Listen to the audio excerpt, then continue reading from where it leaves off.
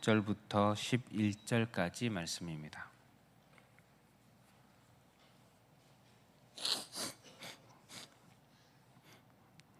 빌립보서 3장 1절부터 11절입니다. 다 함께 봉독하겠습니다. 끝으로 나의 형제들아, 주 안에서 기뻐하라. 너희에게 같은 말을 쓰는 것이 내게는 수고로움이 없고 너희에게는 안전하니라.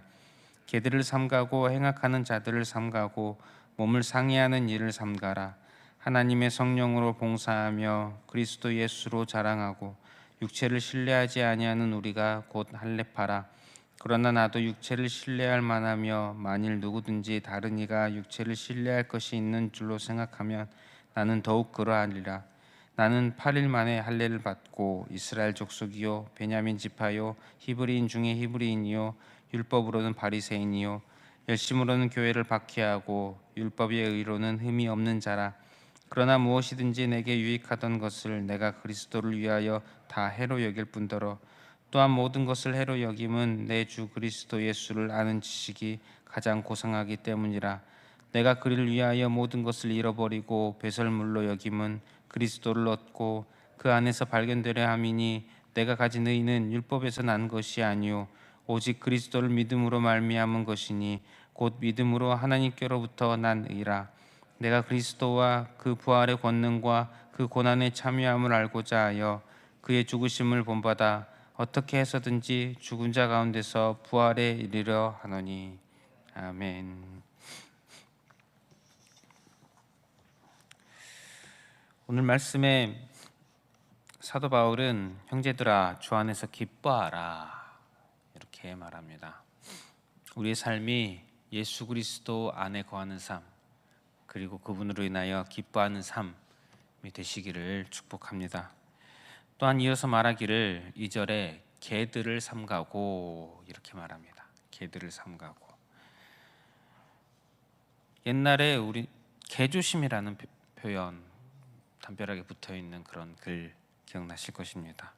그런 표현이 떠오르는 그런 본문입니다.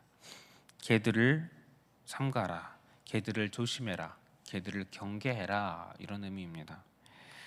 개들은 누구일까요?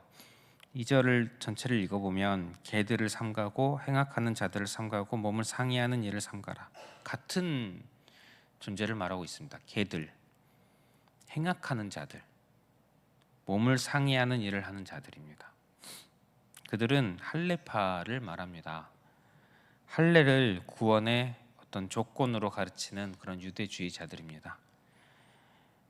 예수님을 믿고 구원을 받습니다. 그런데 율법도 어느 정도는 지켜야 한다라는 가르침이 교회 안에 당시에 있었습니다. 특히 율법 중에 할례를 받아야 한다라고 가르치는 그런 가르침이었습니다. 바울은 그 가르침, 그들의 가르침을 강하게 비판을 합니다. 몸을 상해하는 일, 유대인에게 있어서 할례라는 것 얼마나 소중하고 귀한 것인지 잘 아실 것입니다. 그런데 그런 할례를 몸을 상해하는 일, 즉 몸에 해로운 것으로 표현하고 있지 않습니까? 유대인에게 있어서 상상할 수 없는 표현입니다. 그런데 바울이 이렇게 표현을 하고 있습니다. 할례파의 그 가르침이 정말 쓸모없고 나쁜 것이다 라는 것을 알 수가 있습니다. 그들을 또한 행악하는 자들이라고 표현하고 있습니다. 하나님 앞에서 그 가르침이 악한 것이다 라는 것을 알 수가 있습니다. 그리고 처음부터 보았듯이 개들이라고 표현하고 있습니다. 유대인들은 자신들은 하나님의 거룩한 백성이라고 생각을 하였고, 이방인들은 아주 불결한 존재로 여기고, 그런 의미에서 개라는 표현을 사용하면서 멸시할 때가 참 많았다고 합니다. 그런데 그런 표현을 도리어 유대주의자들에게 바울은 돌려주고 있습니다. 너희들이야말로 개다, 돌려주고 있습니다. 어찌하여 그럴까요? 할례파의 가르침, 예수님 믿고 구원 받는데 할례도, 율법도 어느 정도 지키고 할례도 받아야 한다. 언뜻 나쁘지 않아 보입니다. 도리어 외적으로 봤을 때 경건해 보일 수 있는 그런 가르침 아니겠습니까? 그러나 갈라디아서 2장 21절에 이렇게 말합니다. 내가 하나님의 은혜를 패하지 아니하노니 만일 의롭게 되는 것이 율법으로 말미암으면 그리스도께서 헛되이 죽으셨느니라. 할례파와 같은 그런 주장들은 하나님의 은혜를 패하는 것이 됩니다. 십자가에 죽으신 그리스도의 죽음을 헛된 것으로 만들어 버립니다. 할례파가 예수님이 십자가를 부정하지는 않았습니다. 십자가의 공로를 가장 귀한 공로로 가르쳤습니다. 다만 거기에 조금 더 육신적인 이런 부분들을 하나 더, 이것이 조금 더 필요하다라고 더한 것일 뿐입니다. 하지만 그것이 바로 십자가를, 예수님을 모욕하는 행위였다는 것입니다. 그것이야말로 진정 악한 행위였다는 것입니다. 우리가 무엇이라고 감히 예수님의 공로에 숟가락을 살짝 얹을 수 있겠습니까? 그것이야말로 정말 악하고 악한 짓이라는 것입니다. 예수님의 공로를 사람이 눈꼽만큼이라도 가로채는 것, 이것이 악한 행위, 개 같은 행위라는 것입니다. 그래서 바울의 결론은 3절에 하나님의 성령으로 봉사하며 그리스도 예수로 자랑하고 육체를 신뢰하지 아니하는 우리가 곧 할례파라. 하나님의 성령으로 봉사라는 이 단어를 조금 더 정확히 번역하면 예배 또는 섬김으로 번역이 됩니다.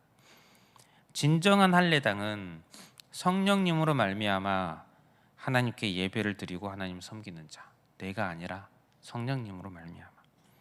또한 진정한 할례당은 예수님을 자랑하고 육체를 신뢰하지 아니하는 예수님께만 영광을 올려드리는 자들이다. 진정한 할례당은 결코 육체를 신뢰하지 아니하고 자랑하지 아니합니다. 예수님 외에 어떤 사람이든지, 나 자신이든지, 누군가의 어떤 행위나 공로라든지 무엇도 자랑하지 않으려 합니다. 그것이 진정한 할례파다, 진정한 하나님의 백성이다, 진정한 성도이다 라는 것이 결론입니다. 그래서 계속 말하기를, 나머지를, 진정한 할례파는, 진정한 하나님의 백성은 예수님만 신뢰하고 예수님만 자랑하고 나머지는 해로운 것, 배설물로 여긴다. 7절부터 9절을 보면 우리가 잘 아는 말씀입니다. 그러나 무엇이든지 내게 유익하던 것을 내가 그리스도를 위하여 다 해로 여길 뿐더러 또한 모든 것을 해로 여김은 내 주 그리스도 예수를 아는 지식이 가장 고상하기 때문이라. 내가 그를 위하여 모든 것을 잃어버리고 배설물로 여김은 그리스도를 얻고 그 안에서 발견되려 함이니 내가 가진 의는 율법에서 난 것이 아니요 오직 그리스도를 믿음으로 말미암은 것이니 곧 믿음으로 하나님께로부터 난 의라.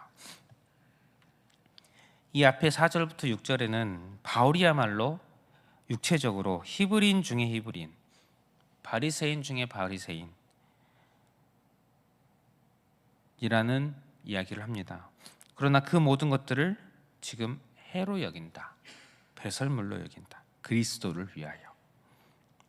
육적으로 외적으로 자랑할 만한 것들, 참 귀한 출신, 굉장한 스펙, 그동안 쌓아온 업적들, 공로들, 바울이 정말 대단한 사람이었습니다. 그런데 그리스도를 얻는 데에 그것들은 아무런 도움이 되지 않더라. 도리어 방해가 되더라. 또한 그리스도를 믿은 이후에도 예수님만 믿고 예수님만 신뢰하고 예수님만 자랑하는 데 있어서 방해가 되더라. 그래서 그동안 그가 유익하게 여겼던 것, 그가 가지고 있는 출신, 귀한 어떤 스펙들, 이왕이면 있으면 좋고 없어도 내겐 예수님이 계시니까 괜찮고 이런 정도가 아니라 반드시 버려야만 하는, 배출해야만 하는 해로운 것, 배설물이라고 표현하고 있습니다. 이 말씀을 우리에게 적용을 해보았으면 좋겠습니다. 크게 두 가지로 적용을 해보았으면 좋겠습니다. 먼저 우리의 구원, 그리고 구원받은 이후의 삶. 우리 구원에 대해서 생각해 볼 때에 우리의 구원에 있어서 우리의 공로는 아무것도 없다는 사실을 오늘 다시 한번 기억했으면 좋겠습니다. 내가 이렇게 했더니 예수님께서 날 구원해 주셨습니다. 혹여 이런 간증을 한다면, 오늘 본문의 기준으로 본다면 정말 죄송하지만 악한 간증이라고 할 수 있을 것입니다. 왜 그렇습니까? 우리는 오직 은혜로만 구원받기 때문입니다. 지성이면 감천이다는 마음이, 생각이 우리 한국 사람의 마음에는 은연중에 있습니다. 구원에 있어서는 100% 틀린 말입니다. 물론 긍휼이 많으신 우리 주님께서 우리의 마음을 세세히 살펴주십니다. 그래서 우리의 간구에 마음과 귀를 기울여 주시는 분이십니다. 하지만 적어도 구원에 있어서만큼은, 구원받는 데 있어서만큼은 지성이면 감천이 아닙니다. 우리는 오직 은혜로만 구원을 받은 자입니다. 또한 그렇기 때문에 이 구원은, 또 우리가 받은 은혜는, 우리가 받은 사랑은 결코 변하지 않습니다. 내가 잘나지 못하여도, 내가 부족하여도 때론 우리가 죄를 짓습니다. 내가 죄를 짓는다고, 내가 말씀대로 제대로 살지 못한다고 주님의 사랑이 없어지는 것일까요? 주의 은혜가 줄어들까요? 그렇지 않습니다. 애초에 우리에게 우리의 조건과 우리의 무엇이 주님으로부터 사랑받고 구원받게 만드는 것이 아무것도 없었기 때문에, 오직 주님의 공로만, 주의 은혜로만 우리가 구원받았기 때문에 그 구원을 베풀어 주신 그 은혜와 사랑, 이것은 우리의 어떠한 모습과 상관없이 영원합니다. 변치 않고 영원합니다. 영원히 나를 사랑하시고, 이 베풀어 주신 은혜는 영원히 변치 않습니다. 구원은 영원히 변치 않는 것입니다. 하나님이 영원하지 않다면, 변하는 분이라면 변할 수 있겠지요. 하지만 주님은 변하지 않는 영원한 분이시기에 그분께서 베풀어 주신, 아무 조건 없이 베풀어 주신 은혜와 사랑, 구원은 결코 영원히 변하지 않습니다. 그렇기 때문에 우리 구원받은 사람은 나를 보며 주님 앞에서 제대로 서지 못하고 부끄러워하는 자들이 아니라, 나를 보지 아니하고 오직 예수님만 바라보고 예수님의 십자가만 바라보며 감사와 찬송으로 살아가는 자들입니다. 또한 두 번째로, 예수님만 자랑하는, 우리가 예수님을 믿고 나서 구원받은 성도로 살아감에 있어서 예수님만 자랑하는 성도가 되어야 할 것입니다. 교회 안에서 우리 성도끼리 살아갈 때에 항상 예수님만 자랑하고자 하는 그런 의도적인 노력들이 우리에게 필요할 것입니다. 외부로 나갈 때도 마찬가지입니다. 한때 교회들이 성도들을 열심히 훈련시키고 또 전도를 하고 그럴 때에 많이 가르치던 방법 중에 하나가 교회를 자랑해야 된다, 목사님을 자랑해야 된다, 이런 가르침이 있었습니다. 혹시 들어보신 적이 있을지 모르겠습니다. 저도 그러한 가르침을 받았었고, 그런 가르침대로 열심히 자랑하면서 전도를 했던 때가 있습니다. 해보니까 인간적으로 참 지혜로운 방법이었던 것 같습니다. 그리고 그러한 방법으로 인하여 사람들이 교회로 오게 하는 데 있어서 어느 정도 효과를 보았던 것으로 생각을 합니다. 하지만 아무리 좋아 보이고, 아무리 효과가 있어 보이고, 아무리 사람의 기준으로 지혜로워 보인다 할지라도 오늘 말씀을 기준으로 보니 적절한 방법이 아니었구나 생각이 들게 됩니다. 이러한 방법으로 복음을 전하다 보면 교회에는 바울의 가르침이 더 높아질까요? 아니면 할례파들의 가르침이 더 높아질까요? 성도 여러분, 우리가 해야 할 일은 예수님을 자랑하는 일입니다.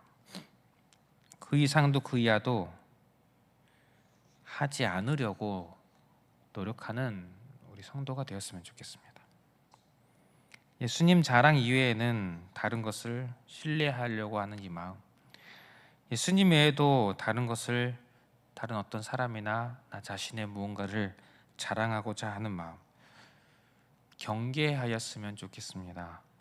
경계하고자 노력하는 그런 성도, 그런 저와 여러분들 되심으로 내 입에서, 내 삶에서 다른 것보다 예수님만 자랑하는 것이 더욱더 점점 날이 갈수록 많아지는 그런 저와 여러분들 되시기를 바랍니다.